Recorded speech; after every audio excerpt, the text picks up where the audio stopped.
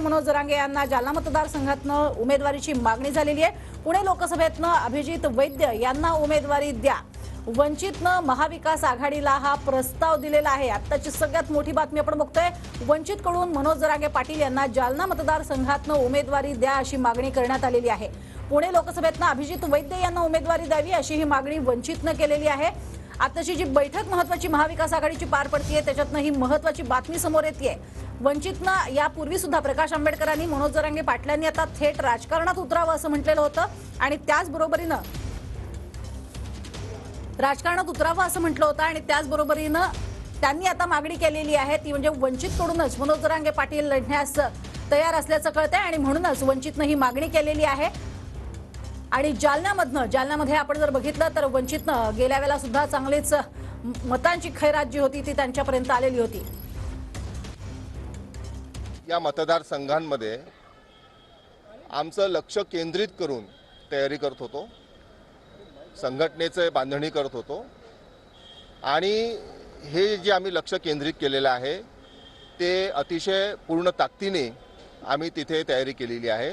असे मतदारसंघ आम्ही तयार केले होते, परंतु आता जेव्हा महाविकास आघाडीने आम्हाला चर्चेला बोलवलेलं आहे त्या चर्चेदरम्यान जी यादी जे मतदारसंघांची यादी आम्ही मागच्या जून-जुलैमध्ये लक्ष केंद्रित करून तयार केली होती ती यादी आम्ही त्यांना आज हँडओव्हर केलेली आहे। यातल्या यादीमधल्या ज्या जागा आहेत त्यातला काही अपवाद सोडून इतर जागेंवर आम्ही महाविकास आघाडीसोबत चर्चा करायला तयार आहे। सर किती जागांचा तुम्ही प्रस्ताव दिला आहे किंवा पत्रामध्ये 27 जागा तुम्ही माझं निवेदन पूर्ण होऊन आहे। या सोबतच आम्ही 4 मागण्या अधिकच्या ठेवलेल्या आहेत, ज्यामध्ये जालना लोकसभा मतदारसंघातून श्री मनोज जरांगे पाटील आणि पुणे लोकसभा मतदारसंघातून डॉक्टर अभिजित वैद्य हे महाविकास आघाडीचे सर्वांचे कॉमन कॅन्डिडेट असावे, तसं त्यांना कॉमन कॅन्डिडेट म्हणून जाहीर करायला पाहिजे अशी आमची भूमिका आहे। हा प्रस्ताव आम्ही त्यांना दिला।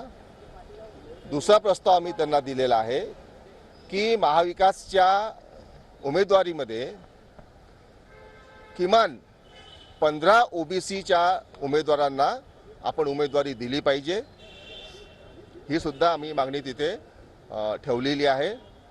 त्याचप्रमाणे 3 अल्पसंख्याक समाजातील लोकांना सुद्धा आपण तिथे उमेदवारी दिली पाहिजे, ही मागणी या आम्ही हे प्रस्ताव जे आहेत त्यांना आम्ही तिथे दिलेले आहेत।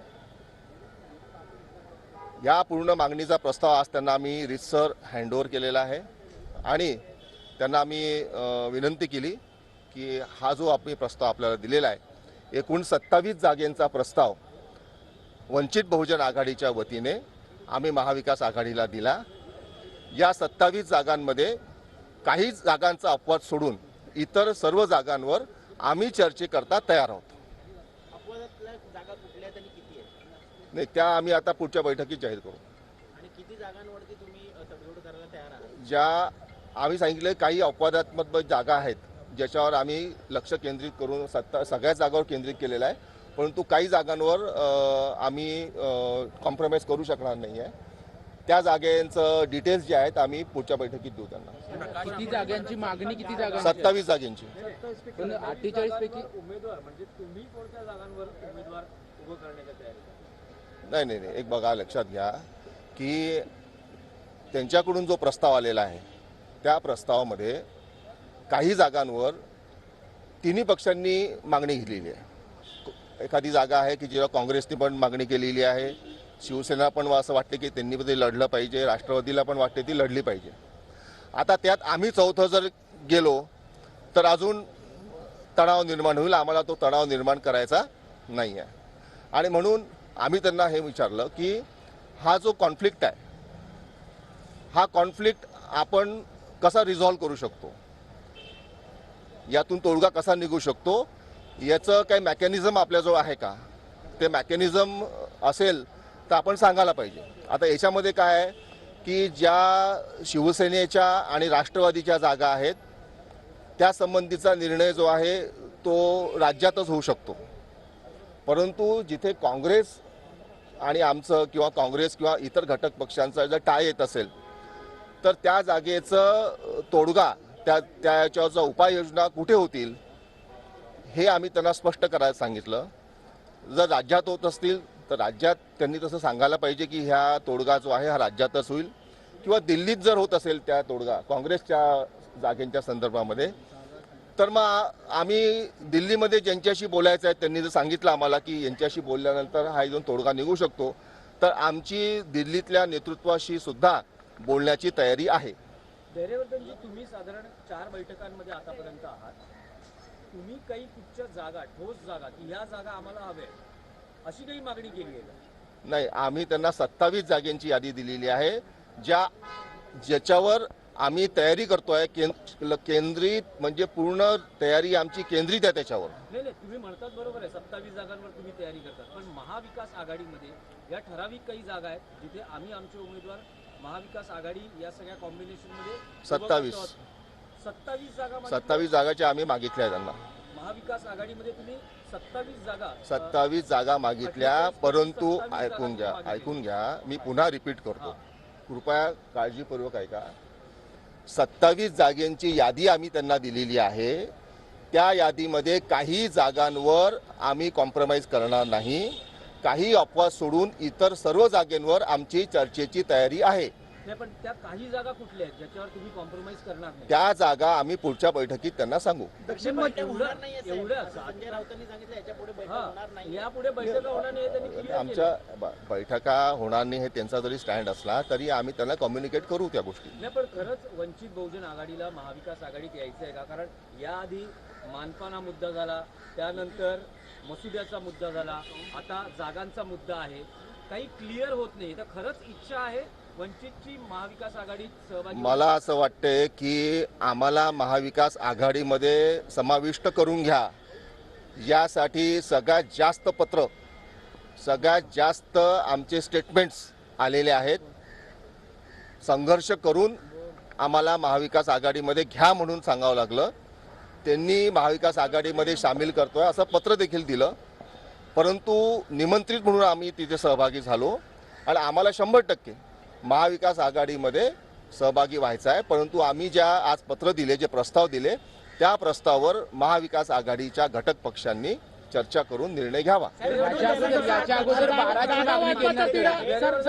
जागा वाटपाचा तिढा मुंबई सिटी दिल्ली तुम्हाला असं वाटतं? जागा वाटपाचा जो तिढा आहे, ज्या जागेंवर काँग्रेस सोबत टाय आहे त्या जागे संदर्भामध्ये तो तिढा जर राज्यात सुटणार असेल तर तो राज्यात सोडवावा. जर तो तिढा दिल्लीत सुटणार असेल तर आमची दिल्लीतल्या नेतृत्वाशी देखील चर्चा करण्याची तयारी आहे. मागणी आहे की महाविकास आघाडीचा कॉमन उमेदवार काय म्हटलं मला उमेदवार म्हणून मागणी करताय की महाविकास आघाडी? जरांगे पाटलांनी काय आमच्याजवळ मागणी केलेली नाही आहे. हा वंचित बहुजन आघाडीचा पुढाकार आहे की महाविकास आघाडीने श्री मनोज जरांगे पाटील यांना कॉमन कॅन्डिडेट म्हणून जाहीर करावे. तुम्ही म्हणालात की कॉम्प्रोमाइज नाही करणार अशा काही जागा आहेत. या किती जागा आहेत की ज्याच्यावर तुम्ही कॉम्प्रोमाइज? त्या जागा आम्ही आज सांगू शकत नाही, त्या पुढच्या बैठकीत सांगू. जेव्हा बैठका होत होत्या तेव्हा 12ची मागणी जी आहे जागेसाठी मागणी केली होती, या संदर्भातलं पत्र सुद्धा तुमच्याच बैठकीतून निघालं होतं. त्याच जागेवर आता ठाकरेंच्या शिवसेनेचे अनिल देसाई यांचं ब्रँडिंग सुरू झालेलं आहे. तिकडे तुमची काही तयारी आहे का?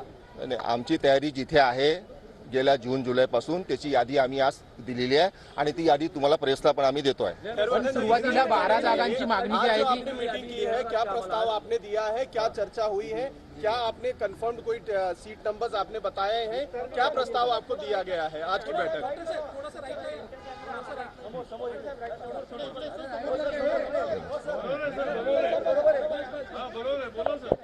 हाँ, हिंदी बोलो. पिछले जून जुलाई से जब वंचित बहुजन आघाड़ी की कोई पॉलिटिकल पार्टी के साथ कोई अलायंस नहीं था, चर्चा नहीं थी, तब से वंचित बहुजन आघाड़ी ने महाराष्ट्र में मतदार संघों पे हमने हमारा पूरा ध्यान दे के उस पर कॉन्सेंट्रेट करके हमने मतदार संघ खड़े किए हैं। उसमें हमने इलेक्शन की तैयारी की है। उसके बाद